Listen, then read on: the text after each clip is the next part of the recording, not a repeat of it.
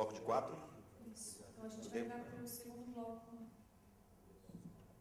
Vamos dar o segmento na apresentação e abre com outro bloco, tá, gente? A gente continua então na caracterização ali. E agora a gente vai trazer para vocês alguns dados referentes à mobilidade, que é o que nós estamos falando tanto aqui. Como foi dito, ele foi apresentado como sendo prioridade pelas pessoas, né, durante os eventos comunitários. Aqui também aparece, só para ilustrar. E por isso nós dedicamos um esforço um pouco maior também em mapear tudo que fosse possível. E a gente vai trazer para vocês agora os principais materiais com relação a isso.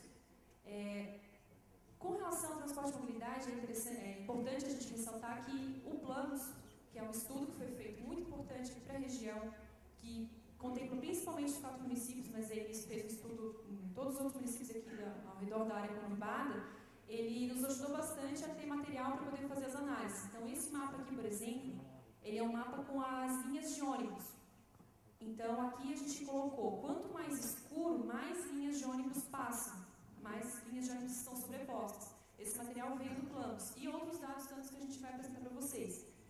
E questões relacionadas à economia, transporte e mobilidade não seria possível analisar separadamente. Então, a gente não conseguiria fazer uma análise de São José sem olhar também Florianópolis, Biguaçu e Palhoça, porque a gente sabe que esses municípios têm trocas de áreas muito grandes de população, né? Tem um movimento pendular muito significativo. E o que a gente pode ver nesse mapa aqui é que esse fluxo de passagem está refletido nas linhas de ônibus, o que a gente já imaginava que fosse. Então, aqui está um pouquinho mais escuro, realmente as linhas que fazem, os troncais que fazem a ligação entre São José e Florianópolis principalmente. E também um pouco mais aqui a região de Barreiros aqui que liga com o Biguaçu.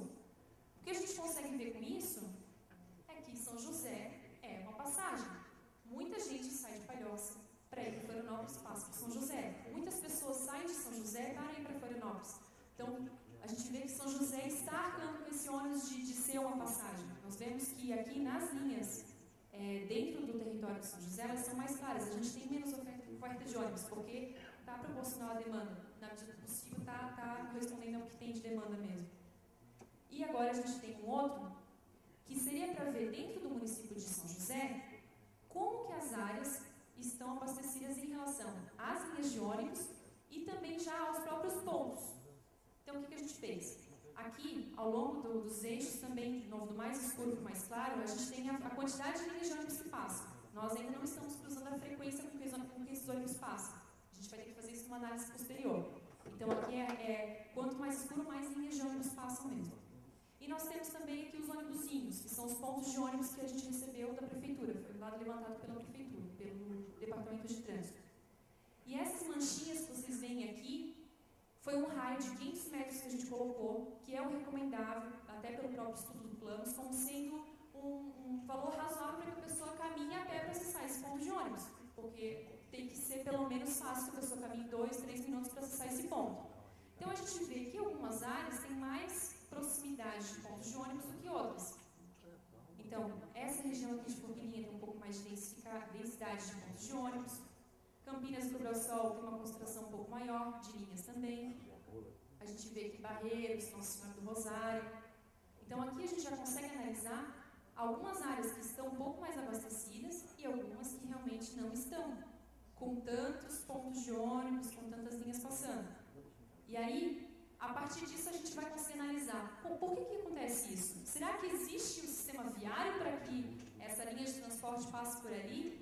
Ou será que existe densidade suficiente para que seja competitivo para a empresa de ônibus colocar uma linha ali, um ônibus passando? Será que a catraca gira o suficiente para que seja economicamente viável? Bom, esse é um tipo do mapa que, se os técnicos tivessem analisado, eles teriam uma ideia enganosa do funcionamento da cidade, onde essa participação está falando justamente ao contrário.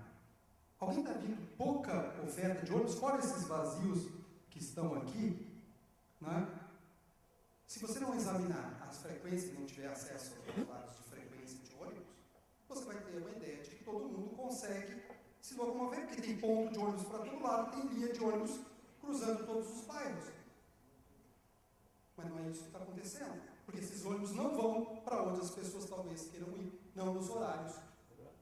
Então, a reestruturação do sistema de transporte metropolitano e municipal é algo urgente. Né?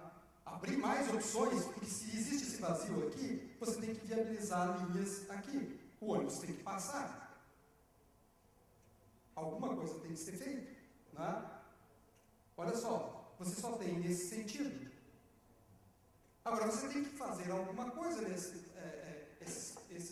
vamos dizer assim, a sustentabilidade dessas linhas de ônibus, ela também está vinculada à bilhetagem, à catraca, como o pessoal do plano sempre coloca. A catraca tem que girar. Se aqui o ônibus só tem de manhã cedo um horário e outro no final do dia para voltar, ele está aqui sobreposto, parecendo que existe, né, a oferta do serviço. Não existe a oferta do serviço.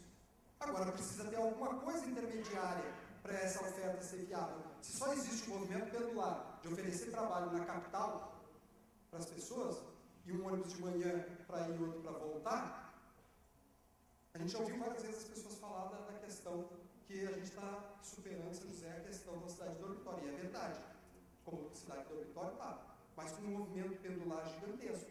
As pessoas não voltam só para dormir, porque tem muita coisa para se fazer em São José. Tem uma economia baseada no comércio e serviço bastante forte. É o carro-chefe da economia da cidade. Comércio e serviço. E pode ser muito mais. Talvez não seja mais, porque em lugares como... Pode voltar? Alguém consegue uma cidade de 30, 40, de 20, 30 mil habitantes sem agência bancária? Sem correio? Sem casa lotérica? Sem uma clínica? Sem um hospital? Nós temos vários bairros de 20 a 30 mil habitantes, sem muitas coisas ainda, mas não é só o equipamento. As coisas não acontecem, as pessoas vão para uma leitura comunitária e daí, diz prefeito, qual é o sentido da pessoa pedindo lotérica, pedindo banco? Ninguém imagina uma cidade de 20, 30 mil habitantes sem um banco. A questão da economia, a coisa não está fluindo, a coisa não está funcionando para essa parte da cidade. E em relação ao banco, o plano diretor tem como obrigar alguém a botar uma agência bancária em algum desses pontos? Não. Obrigar a botar uma linha de transporte? Mas a gente consegue criar. Mas o que a gente consegue fazer é criar as condições para que aquela área fique atrativa para que a agência bancária se instale ali. Isso a gente consegue trabalhar. Com o sistema viário, com possibilidade de usos mistos, comércio, oferta de trabalho, renda, a gente consegue fazer. Né? Estruturação dos centros de bairro. E aí a agência bancária vai querer se instalar ali, porque se tornou uma área. Isso. Então, esse exemplo que a gente deixou, e outros mapas, acontece isso. Se o sujeito está fazendo distanciado da realidade, ele vem e faz uma análise desses dados, que é o que tem acessível agora nesse momento, e tira conclusões totalmente erradas. Com o mapa certo, o mapa não está errado. Senão a gente não deixava mostrar o mapa errado. Agora, ele nos leva a uma leitura enganosa do funcionamento da cidade. Né? Pode seguir e a gente vai ter mais elementos para continuar. Bom, para que haja o transporte coletivo, nós temos que ter o sistema viário. E a gente vai voltar de novo à questão de que o crescimento, tanto em São José quanto nos outros municípios, se deu de forma bastante dispersa. E o nosso sistema viário também é relativamente desconectado. O que a gente percebeu, esse mapa aqui também é baseado no material que veio do Planos, na hierarquia do sistema viário que eles estabeleceram. Nós percebemos algumas coisas que a princípio até nos pareciam inconsistências. A gente olhou assim, tá, mas como é que aqui eles classificaram como sendo uma via arterial e de repente ela já não está mais funcionando como tal, ela acaba virando coletora? Porque a gente percebeu que o próprio dimensionamento do sistema viário, a capacidade que ele tem, que é relacionado a quantas pistas tem, ou a velocidade média da via, não está conseguindo ter uma coerência. A gente não tem uma fluidez no nosso sistema viário. A gente tem interrupções. Nós temos esse tipo de situação em que aqui em Forquilinha existe um gargalo, então talvez essa via não esteja desempenhando o papel que ela poderia desempenhar. Nós temos, por exemplo, aqui o final da Avenida das Torres, que ela é uma importante via estruturadora dessa região, mas como ela não tem uma ligação com a via expressa, de repente ela acaba do nada, a conexão dela com a rodovia BR-101 ela é bem complexa, bem complicada, poderia ser melhor pensada. Tem uma série de outras questões que foram surgindo com base nisso e, de novo, não é uma exclusividade cidade de São José. Isso também aconteceu em Palhoça, Florianópolis e Biguaçu. E tudo isso se reflete no transporte e mobilidade, no funcionamento disso. Uma questão que chama muita atenção em São José é a questão da descontinuidade do sistema viário. A gente vê uma série de loteamentos que foram criados lado a lado, mas que não tem uma conexão direta. Nós temos muitas interrupções. Isso também tem que ser muito bem avaliado, porque a consequência disso foi como o Catoni falou. Nós não temos uma conexão intermediária entre a Avenida das Torres e a BR-101 aqui passando por Serraria, Areias. Então as pessoas não têm opção, elas têm que passar ou pela Avenida das Torres ou pela BR-101 e às vezes elas só querem ir na padaria, que fica 2 quadras mais para frente. Então, como que a gente vai trabalhar para diminuir essa dependência do sistema viário que é estrutural? Nós precisamos criar opções. Nós temos poucas opções de conexão. Tem um outro mapa que eu abri aqui, que nós também detectamos, nós pegamos o material da prefeitura e nós vimos que tem ainda um sistema viário que está ocupado, que ele deveria ser sistema viário, mas acabou sendo ocupado. E muitos deles possivelmente seriam, inclusive, invasões ou ocupações irregulares. Deixa eu resgatar para vocês aqui.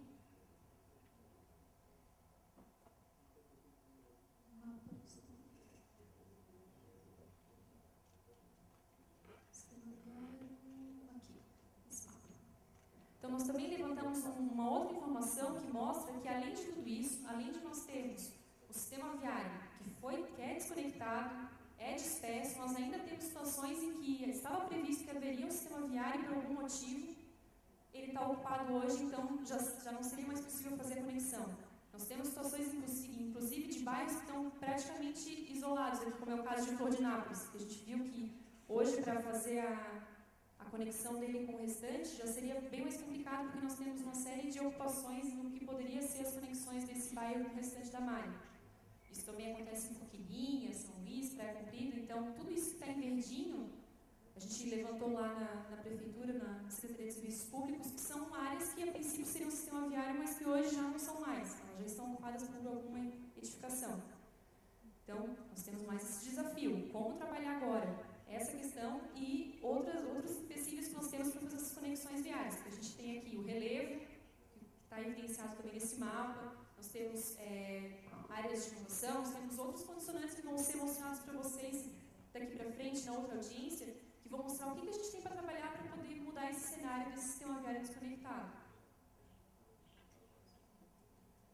Bom, então, como são os aspectos socioeconômicos que nortearam essas análises também, os principais, para a gente poder trazer uma primeira análise para vocês. O primeiro dado que a gente buscou, que ele também está relacionado com transporte e mobilidade, foi de um material do IBGE, que é de arranjos populacionais. Ele trabalha com os dados de 2010, o censo de 2010. E o que a gente viu é que ele trabalha com as construções urbanas, ele divide em categorias, e a construção urbana de Florianópolis está nessa categoria, né, de 750 mil habitantes a 1 milhão de habitantes. E ele dá para a gente o movimento pendular da região. Então, o que acontece? A construção urbana de Florianópolis, eles consideram 10 municípios, tem mais ou menos 883 mil habitantes, e o maior movimento pendular dessa categoria que o IBGE estabelece, que entram uma série de outros municípios, Aracaju entra também, entre outras regiões metropolitanas. O maior movimento pendular dessa classe é entre Florianópolis e São José. Cerca de 120 mil pessoas transitam entre Florianópolis e São José diariamente, segundo o IBGE. Esse dado é alarmante. Por quê? A gente pensou assim, tá, mas será que nos outros lugares é assim também? Que a gente tem que ter uma comparação, porque o dado sozinho não nos diz muita coisa. Então a gente foi atrás de outros municípios para ver o quanto que isso se reflete, o que em outros lugares tem também, para ver se é mais ou menos assim em todos os lugares. Vamos ver. Então a gente pegou o segundo mais levantado, que foi Aracaju, a região metropolitana de Aracaju. E aí o movimento pendular entre Aracaju e Nossa Senhora do Socorro, que era o segundo mais levantado, é de cerca de 45 mil pessoas por dia também, entre esses dois municípios, que corresponde a 5% da população total da concentração. Então aqui corresponde a 14% da população total dessa concentração, e na segunda concentração urbana, que é dessa escala de Florianópolis, é 5%. Mas Então, o que a gente pensou? Bom, apesar de Florianópolis não ter uma população tão grande assim, essa concentração, a complexidade da nossa região é muito grande. Então, não seria justo a gente só comparar com uma região com a mesma escala de população. Vamos comparar com regiões maiores, que têm um maior nível de complexidade também nas suas relações entre municípios. Então, a gente trouxe São Paulo, Rio de Janeiro, Brasília, Porto Alegre, Curitiba, que nós diariamente vemos notícias na televisão de problemas de trânsito e tudo mais, para ver se o movimento pendular deles também é assim tão grande quanto o nosso. Então, no caso de São Paulo, a concentração urbana deles, 36 municípios, população 19 milhões. O maior movimento pendular de São Paulo é entre São Paulo e Guarulhos. Movimenta cerca de 146 mil pessoas. Nós aqui movimentamos cerca de 120 mil. São Paulo, com 19 milhões de habitantes, cerca de 146 mil. 20 vezes maior e o maior movimento pendular é igual. Olha a proporção e o impacto que isso gera na estrutura. É 1% da concentração urbana de São Paulo. São Paulo e Guarulhos movimentam 1% da concentração urbana total. A gente aqui com São José e Florianópolis, 14%. A gente começa a ver o tamanho do problema. Então vamos pegar Rio de Janeiro, mesma história. Tem 21 municípios que eles consideraram, cerca de 12 milhões de habitantes. O maior movimento entre Rio de Janeiro e Duque de Caxias, a mesma população que São José e Florianópolis movimentam. Rio de Janeiro e Duque de Caxias movimentam 12 vezes maior. 1%. Então Brasília, já que Brasília é um município, né, que tem uma alta taxa de motorização, novamente, 1%. E aí a gente foi para Porto Alegre e Curitiba, que são mais próximos de nós, para também analisar, não chega mais ou menos a 2%. Então, o que a gente tem? A nossa região tem um movimento pendular desproporcional, se a gente for comparar com outras regiões metropolitanas de porte muito maior do que o nosso, como é o caso de São Paulo, com 20 milhões, 19 milhões, e Rio de Janeiro com quase 12. A gente tem 14% do movimento pendular só entre Florianópolis e São José. Vocês já ouviram falar que na ponte é equivalente à ponte Rio-Niterói e as pontes aqui, a movimentação? Numa região 12 vezes, com uma população 12 vezes maior, mas o movimento da ponte é semelhante? Eu já perguntei para um morador do Rio de Janeiro se o movimento da Rio-Niterói era tão grande assim, e a pessoa colocou, não, o trânsito é bem complicado. A gente leva cerca de 40 minutos em horário de pico para atravessar Rio-Niterói, 13 quilômetros em Niterói. E eles achavam que 40 minutos era muita coisa. A gente compara o movimento da nossa ponte aqui em horário de pico. Segundo planos, a gente resgatou a taxa de motorização de São José, ou seja, o percentual da população de São José que usa automóvel particular é cerca de 48%. 48% das pessoas de São José se locomovem por carro e mais ou menos 20% por ônibus. Então, a nossa taxa de motorização é muito alta. Eu estava na universidade no dia que o pessoal do banco estava reunido com o pessoal da universidade, no curso de engenharia lá, e eles disseram assim, acho que nós vamos revisar essa parte da pesquisa, porque a cidade que tinha a maior taxa de motorização não chegava nem perto de 40, era 32, 35. Não é só esse dado fora da realidade dos outros sistemas das outras cidades. A nossa taxa de motorização também bateu um recorde. Então, esse movimento pendular se dá principalmente por carro. E isso se reflete na reclamação da população no dia a dia do trânsito. Então, aí a gente começa a esmiuçar um pouco mais. Outra questão, por que as pessoas de São José, e por que existe tanta troca, então? Por que existe tanto movimento pendular? O que a gente resgatou é que o percentual de empregos externos e internos dos moradores de São José, mais ou menos metade das pessoas de São José, moradores de São José, trabalham em outros municípios, principalmente Florianópolis. Nós temos cerca de 83 mil pessoas trabalhando em São José, segundo o IBGE. Metade dessas pessoas trabalham em outros municípios, não trabalham em São José.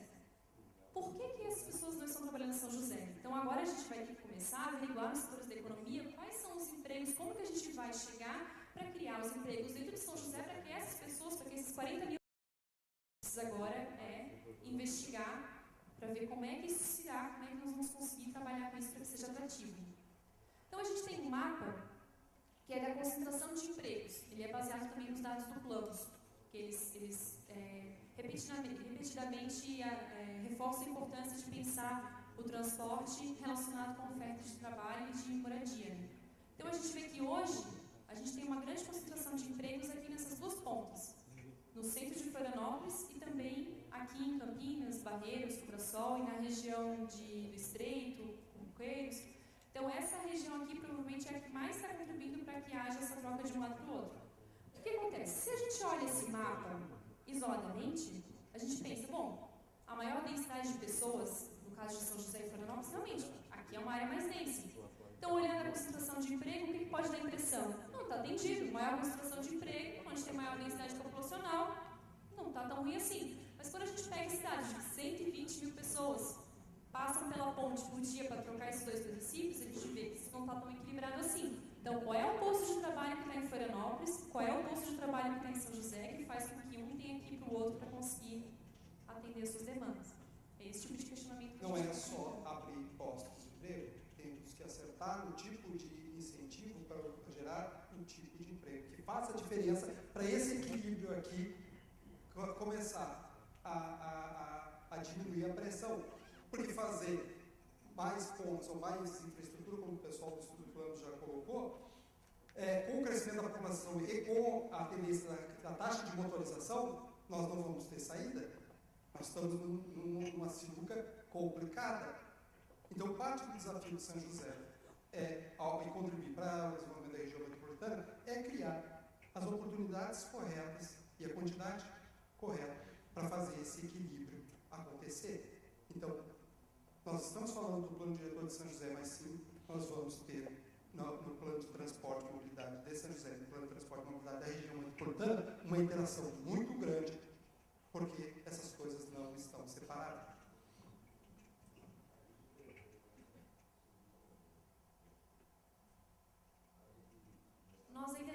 Nós não temos mapeado ainda por setor, ou no mapa mesmo, onde é que está cada tipo de emprego. A gente ainda tem que isso a gente vai ter que trabalhar assim. Nós ainda não temos esse dado mapeado, nós não conseguimos esse dado ainda. Começa a perceber aquilo que a Bianca falou desde o começo, não tem como pensar no planejamento, e a sorte que a gente tem que em 2002, 2004, a gente só tinha mapas dentro de São José. Por melhor que a gente tivesse se esforçado com todo o conhecimento do pessoal, a gente não tinha como ter esse outro tipo de compreensão dessas questões tão próximas e que nos vão afetar. Não é?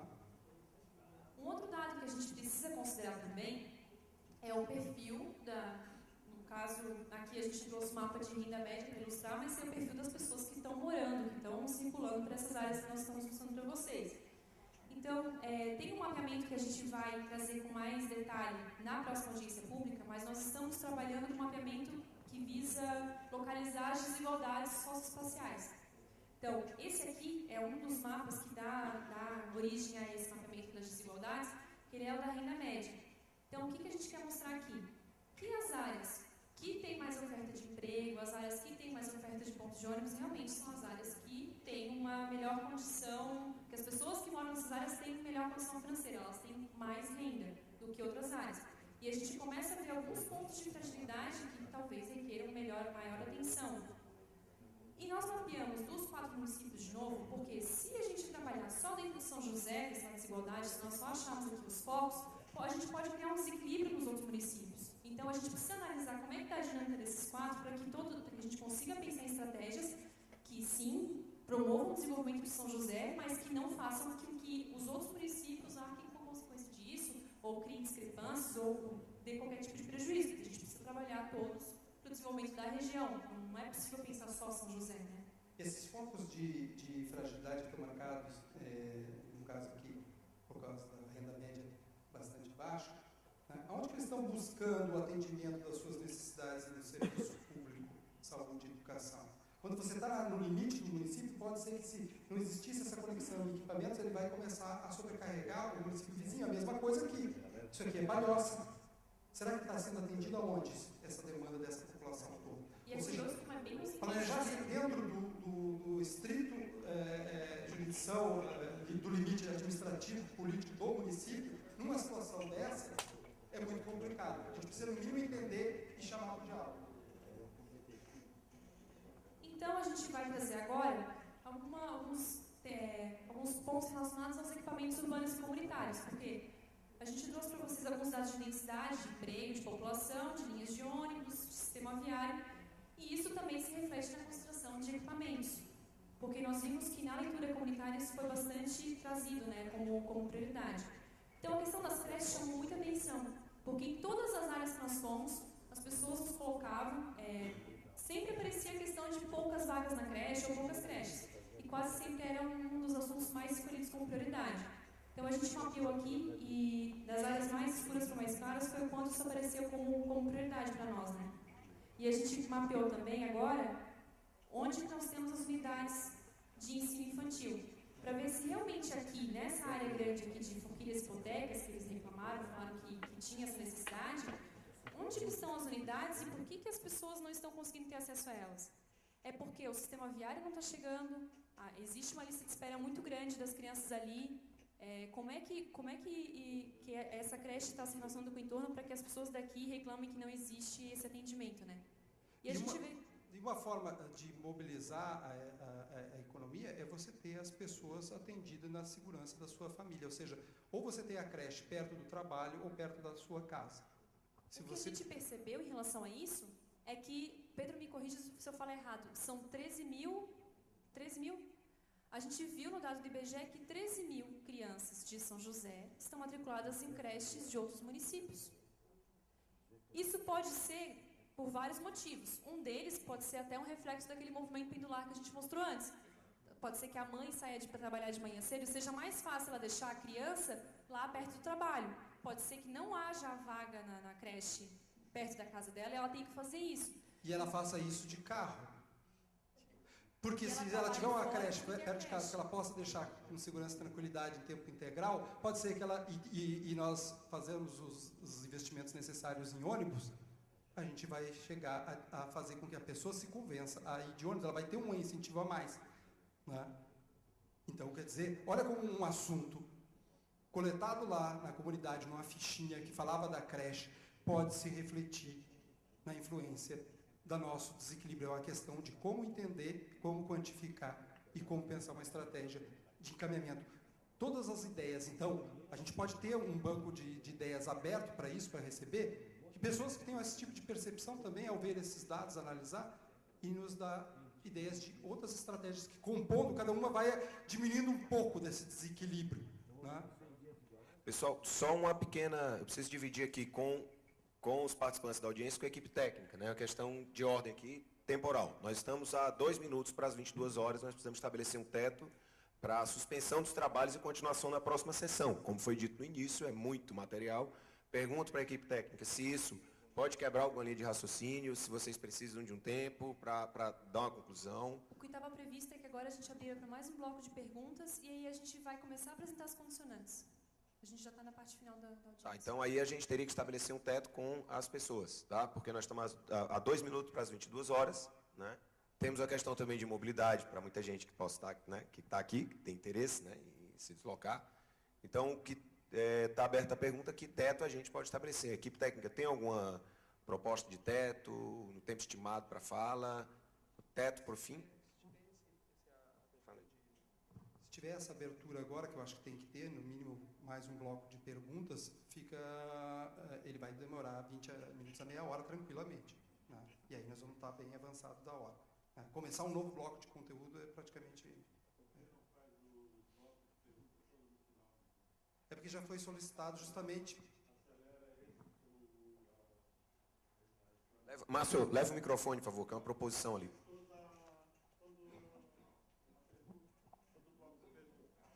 Talvez fique mais ágil e tenha que acelerar um pouco também. Eu estou achando que está um pouco lenta a explanação. Eu acho que a gente pode acelerar um pouco mais o andamento do trabalho, porque assim você está vendo que está esvaziando, né? Daqui a pouco nós vamos estar sozinhos aqui. Exato. Podia só para outra consideração aqui, em contribuições, questão tempo, o teto que a gente vai estabelecer, tá, gente? Já tem uma proposta ali de 22h30. A minha questão é bem rápida. Certamente tem muito material a ser discutido, além desse, e vocês estão prevendo mais uma segunda audiência pública. segunda sessão, uma segunda né? sessão. É possível uma terceira? Estou especulando isso porque certamente há bastante dúvida, né? Vocês têm bastante informação a passar e talvez num tempo de 2 horas, ainda que eu acho que está sendo muito bem explanado, talvez não se tenha tempo suficiente para você cobrir tudo que vocês tenham apresentado. Não sei se seria possível nesse momento. Seria bom a gente chegar na segunda sessão para fazer essa avaliação e levar ao colegiado de acompanhamento e controle essa possibilidade. Tá? O que eu coloco é que o objetivo dessas audiências é dar publicidade e começar a discussão. Todo esse material vai ser discutido com os delegados, né, em uma sequência de eventos, já tem um calendário bastante extensa. Né?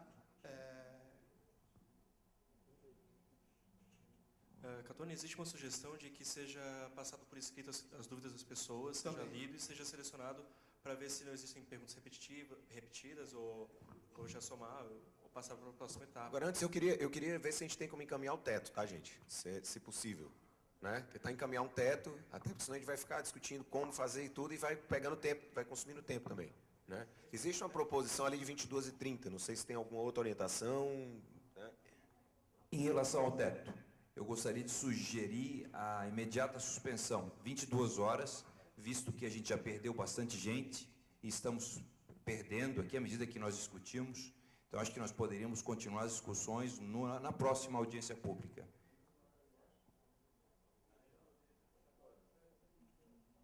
Tá, então tem outra proposição para 22 horas. Tá? Alguém mantém a pergunta se está mantida alguma sugestão de 22h30? Só uma questão que eu acho que devia pelo menos abrir o próximo e depois fazer a continuação já na próxima, pelo menos para não perder a linha de raciocínio. Okay. Pode ser? Abrimos para 4 perguntas essa proposição? Tá, mas... Então a gente não encaminha o teto, considerando o bloco. A resposta do bloco é o limite para encerrar hoje, só para responder algumas perguntas. Encerra a sessão e reabre no dia 4. E fiquem à vontade para encaminhar perguntas por escrito para o contato do plano diretor. Então vamos abrir outro bloco de 4, pode ser, gente? Com 2 minutos por fala, 3 a 4 para a equipe técnica. Né? Tá. Quem pediu a palavra já está registrado ali? Deixa só, ô Márcio, deixa só a gente fechar o bloco primeiro. Já fechou os 4 aí, ô Pedro? Já tem 4 pessoas? Então pode abrir esse bloco. 2 minutos, por favor, o senhor se identifica. Eu represento o bairro da Serraria. Meu nome é Valdir João Fedrizzi. Eu tenho muitas perguntas a fazer, mas vou resumir. Nós estamos diante de um quadro bastante complexo, não tem dúvida nenhuma. É muita coragem dos senhores também fazer esses levantamentos, porque a realidade vem à tona. Mas eu queria perguntar o seguinte: diante de todo esse estudo que os senhores já estão fazendo, os senhores devem ter um plano para criar as novas vias para que o sistema viário seja realmente modificado, que não se conduza exclusivamente para a BR-101 e para a Via Expressa. Estamos levando de novo o movimento a Florianópolis. Essa junção da Avenida das Torres com a Via Expressa, talvez a falha de alguns administradores passados, em não ter feito este fato, venha nos ajudar, porque ali está um ponto que nós poderemos segurar algum patrimônio, alguma riqueza, para que fique em São José, criando uma alternativa de desvio definitivo daquela via para que fique em São José. Outra, nós estamos diante de uma cidade que a curto prazo vamos ter uma cidade de mão única, do jeito que nós estamos indo. Então nós temos que criar a alternativa de atravessar. De Serraria para cá nós não temos nenhuma via de acesso. Não só de Serraria, de vários aí, entendeu? Então, temos que fazer um projeto corajoso, traçar, e acho que o senhor já deve ter feito, por isso que eu pergunto, se já temos esse traçado, essa planta baixa, essa definição, para pedir depois, então, a indenização, a desapropriação, e então vamos começar a enxergar o que é que nós queremos, de fato, de plano diretor. Obrigado. Próximo inscrito, por favor, se identifiquem.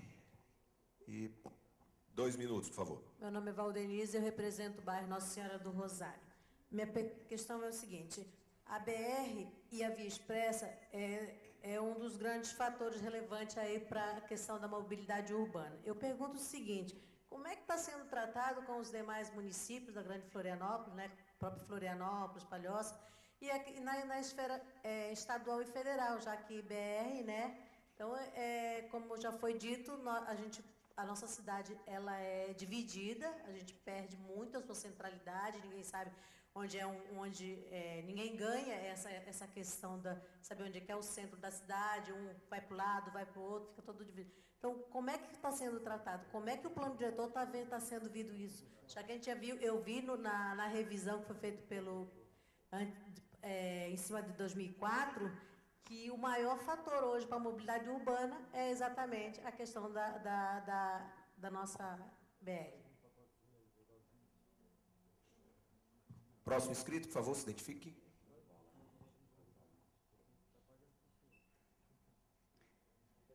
Ainda eu represento o CREA e faço parte do Colégio de Controle.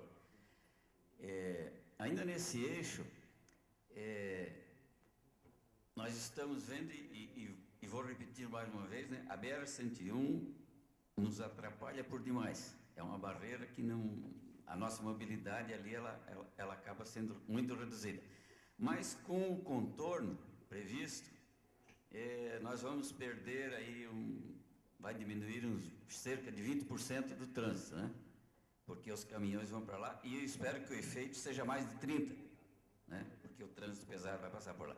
Apesar disso, eu pergunto se vocês têm acompanhado o que foi projetado para o contorno, para ter muito mais acessos. Me parece que o que eu sabia é que não haveria tantos acessos assim, ou apenas 1 ou 2.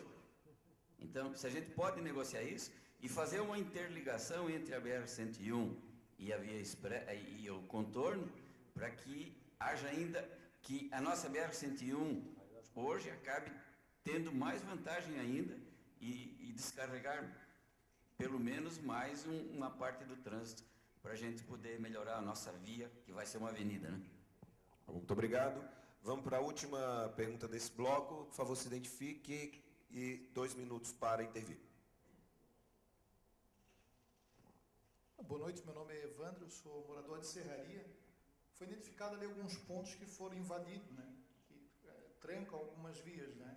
Eu queria ver se o plano diretor ele contempla essa questão do direito de propriedade e como vai ser tratada essas ocupações, né? Porque a gente vê que tem várias ocupações em São José e tem até alguns bairros que foram criados justamente em cima dessas invasões, né? Como vai ser tratado isso? Ok, obrigado. Está fechado o bloco, então 3 minutos para a resposta a cada pergunta. Está valendo, Edson, pode falar. Sim, a resposta para o senhor Valdir de Serraria. A gente está coletando todo tipo de alternativa, a gente trabalhou coletando com a Secretaria de Trânsito parte das alternativas trabalhadas, com a SUSP, resgatou o que a equipe de 2002, 2004 tinha coletado e desenvolvido para a proposta do plano diretor de 2004, as duplamos, as alternativas diretrizes viárias duplamos, e que mais alguma que eu esqueci agora, e outras de saídas de campo nossa, que nós já fizemos algumas, né? Da prefeitura a gente coletou do Departamento de Trânsito da SUSP. Isso, da SUSP, do Departamento de Trânsito. Do plano de 2004. O que acontece? A gente está sobrepondo e estudando essas alternativas que ao longo dos anos foram levantadas e há uma sobreposição muito grande. Por um lado, isso tranquiliza porque vários técnicos de vários momentos perceberam as mesmas alternativas como essenciais. Por outro lado, significa que nós temos poucas alternativas, ou seja, todo mundo que algum dia já se debruçou sobre essa questão viu que são limitadas. Então, aí o resgate ou o desenvolvimento desses eixos, né, para além da questão local, ele agora com a questão do transporte metropolitano integrado, ele vai ser inevitável a gente enfrentar. Então não dá mais, como se diz, para empurrar com a barriga. Agora nós vamos ter que tomar uma decisão corajosa e contar com todos os aliados possíveis, porque a gente vai saber que vai estar mexendo nessa parte que não está fluindo, né? Na continuação, muito boa essa observação da pergunta da Valdenise, a questão da BR-101. 3 minutos. Todos os estudos. Pode começar. Para simplificar, a imagem é um coração infartado. Ou seja, nós estamos cortados por uma artéria de alta capacidade que não irriga os tecidos ao longo dela. Ela funciona como barreira, está funcionando para os outros muito bem, o que está fluindo, né? Mas ela faz sim, cria uma consequência muito grande com relação ao desenvolvimento das regiões, dos bairros, da possibilidade de ligação entre os bairros, de desenvolver a economia local dos bairros para ter todos os serviços, para além dos municipais, para realmente você ter centralidades de bairro e você vai poder dar respostas claras onde é que está o centro de bairro de cada um e o centro da cidade, né? Essa questão tem que ser enfrentada não só do ponto de vista de São José, ela vai ser enfrentada na questão do transporte metropolitano. Qual o papel, qual a possibilidade, qual o limite e possibilidade de se transformar isso em realmente uma via urbana ao longo do tempo? Ou nós vamos consolidar uma barreira ainda maior? Vamos dizer assim, essa decisão vai ser jogada agora, essa cartada vai ser dada agora.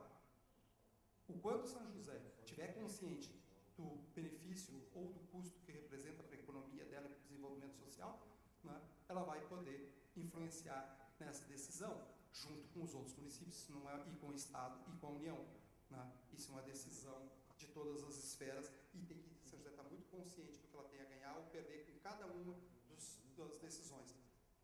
Ampliar e consolidar uma barreira garantir só fluxo de passagem, continuar sendo uma BR, né? Ou transformar isso numa avenida urbana que possa ser o eixo metropolitano entre Iguaçu, Palhoça, São José, com o transporte coletivo. Como que isso vai ser trabalhado? A outra, a questão da ponte, da mesma forma, também coloca, como muitos estudos há anos vêm tratando a BR-101 como uma barreira, e nós temos um acompanhamento e troca de informações, tanto com a equipe do Planos, dos estudos para o Plano de Transporte e Mobilidade.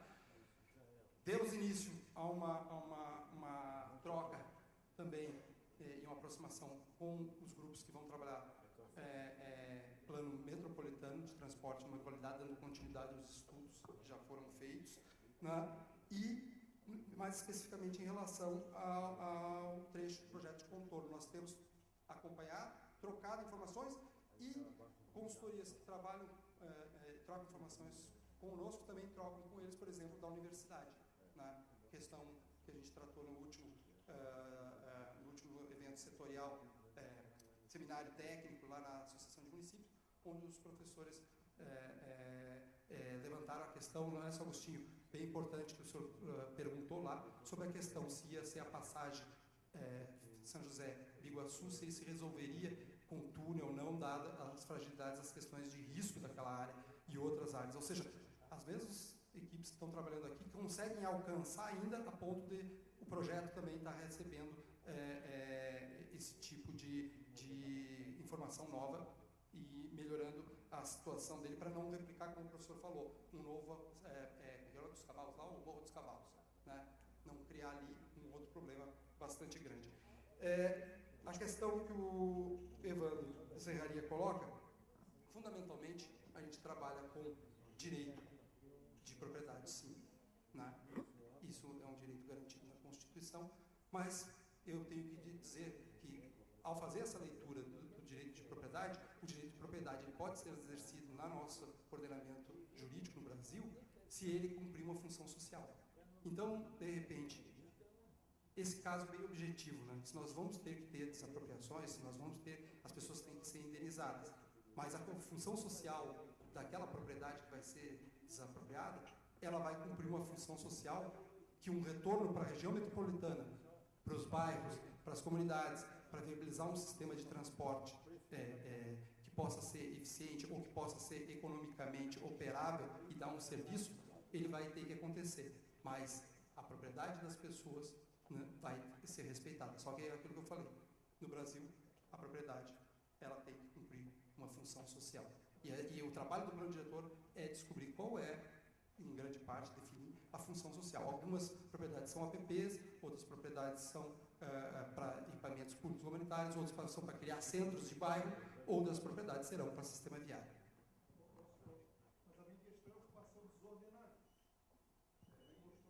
Aí a regularização urbanística, ambiental, edilícia, vai trabalhar estratégias e programas para isso. Né? Piso judicial, existem vários tipos de irregularidades ou ilegalidades ou inconformidades de uma forma bem genérica e que elas se constituíram ao longo do tempo. A gente não consegue resolver isso numa tacada só, mas o plano tem a obrigação, sim, de bolar uma resposta, entregar para a sociedade, na sua dimensão estratégica, uma resposta capaz de encaminhar que, ao longo do tempo, esses vários tipos de irregularidades vão sendo sanadas, ou de inconformidades vão sendo sanadas, sim, dentro do tempo. Com relação à questão, voltando à pergunta do senhor Valdir, mais do que uma questão de coragem, é uma questão de obrigação moral, ética, profissional. Né? Então, a gente não tem opção a não ser trabalhar com informação e garantir uma proposta e um processo o que tenha maior segurança jurídica. Mas, basicamente, tu me deu a oportunidade de falar. O grande embate no plano diretor é definir qual vai ser a função social da propriedade. Não é prejudicar a questão do direito da propriedade, mas é que, para a cidade funcionar, algumas propriedades vão ter que ser relocadas, vão ter que ser indenizadas, e a gente vai ter que arcar com isso. Tá. Ok, Edson, obrigado. Inclusive, parabenizar aqui ao nosso coordenador técnico, que não estourou em nenhuma, senhoras e senhores delegados que conhecem, né? Nosso arquiteto Edson Catoni manteve rigorosamente 1 minuto e, aliás, falou menos de 3 minutos. Fica aqui o registro. Tá? Parabéns, arquiteto. Né? Então, encerramos esse bloco. Né? Parabéns a todos também que se ativeram o tempo. E aí passamos a palavra ao seu secretário para encerrar essa sessão da segunda audiência pública. Obrigado, Marcelo. Então, acho que a gente pode ter a percepção da importância dos dados que foram apresentados pela equipe, do trabalho que tem sido desenvolvido, o pessoal do colegiado de acompanhamento que tem nos acompanhado no dia a dia do trabalho, das informações, apesar de todos os esforços da prefeitura, da equipe de divulgação, de comunicação, nós temos que garantir a publicidade. Não tem como amarrar o cidadão e obrigá-lo a participar das reuniões comunitárias, a obrigá-lo a preencher um formulário eletrônico. Como bem colocou o Orlando, talvez muitos de nós que participam aqui hoje não temos a nossa contribuição lá no formulário eletrônico, então tem que partir de nós também isso. Eu acho uma questão tranquila, Orlando, de nós encaminharmos junto ao colegiado, para que, enquanto está ocorrendo a capacitação dos delegados, o formulário possa estar online e contribuindo ali nas informações. E, para encerrar, dizer, então, reforçar o convite para o nosso encontro no dia 4 de agosto, às 19h30. E, em respeito a quem chega no horário, a gente sabe de todas as complicações de trânsito, a gente não perca preciosos 30 minutos, como os perdemos hoje, até iniciarmos de fato os trabalhos. No dia 4, independente de quórum, nós vamos iniciar às 19h30. A nossa equipe de apoio vai reforçar o telefonema para todos que estiveram aqui presentes hoje, para os delegados de cada setor que também não puderam aqui estar presente, para reforçar a importância do convite da sua participação. Então, diante disso, declaro encerrada a nossa reunião, aguardando os senhores no nosso próximo encontro, dia 4 de agosto, 19h30, neste local. E se houver a necessidade, doutor Eduardo, nós podemos sim encaminhar para que a gente continue numa terceira audiência, numa quarta, se assim for o caso, para que a gente não deixe ninguém em dúvida do que for apresentado ou sem a oportunidade de fazer as suas colocações.